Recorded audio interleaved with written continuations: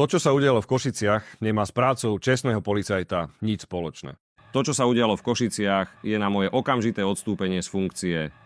Riadím sa heslom, že zákon musí platiť bez výnimky pre každého. Riadím sa však heslom, že z každého prúseru sa viem nejako vykecať.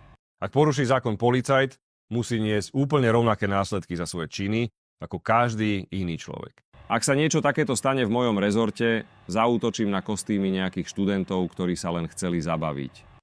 To ale nemôže stačiť. Neuspokojím sa s jednoduchým uzavretím situácie, kedy viníka postihne spravodlivý trest. To ale nemôže stačiť. Neuspokojím sa s Halloweenom a znova vyťahnem aj riešenie s kamerami. To znie fest dobre. No nikdy však nebudem zatvárať oči pred tým, keď niekto zneužije svoje postavenie voči slabšiemu človeku.